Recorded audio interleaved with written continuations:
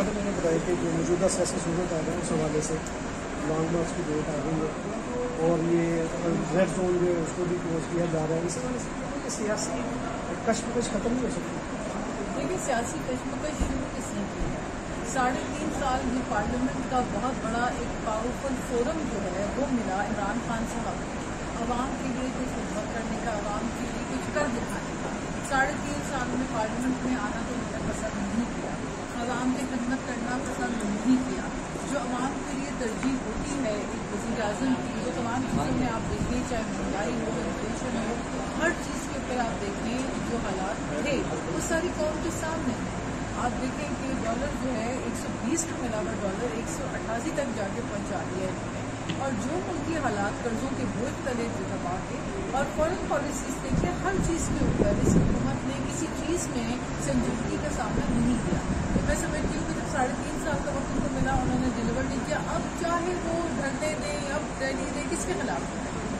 3.5 साल तो खुद ही थे ना हुकूमत में। किसके खिलाफ? मौजूदा हुकूमत जो इम्पोर्ट पे पाबंदी लगाई है, कुछ ऐसी चीज़ें हैं जब उनकी पाबंदी लगेगी तो उनकी चीज़ों की कीमतें बढ़ेंगी, उससे भी शादी जो देखिए वो लग्जरी आइटम्स हैं जिसके बगैर हमारे लोगों का गुजारा हो सकता है। इस वक्त हम पाकिस्तान की आवाम उस आवाम के लिए सोच रहे हैं जिसकी आमदन से ज़ायद अखराजात जो है वो हो रहे हैं।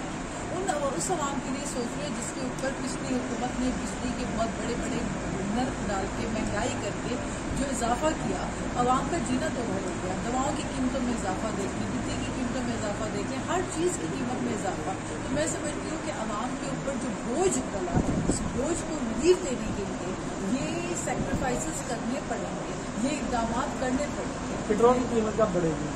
देखिए, पेट्रोलियम प्राइसेस जो है उसके ऊपर आप देखें, पिछली हुकूमत ने ऑलरेडी सब्सिडी देकर इनडायरेक्टली आवाम के लिए बोझ डाला, लेकिन आवाम को बताना पसंद नहीं किया। अब जो सूरत हाल है, डेफिनेटली ये बहुत बड़ा क्राइसिस है और आलमी दुनिया में आप देखें, इंटरनेशनल मार्केट में प्राइसेस अब पूरी दुनिया में है। लेकिन इस वक्त भी हुकूमत एक सब्सिडी देकर बैठी हुई है कि गुज़िश्ता हुकूमत ने जो IMF के मुआहदों में कुछ ऐसे सख्त शर्त शराइत डाले जिसकी वजह से आवाम के ऊपर जो है वो बहुत मुश्किल वक्त आया है।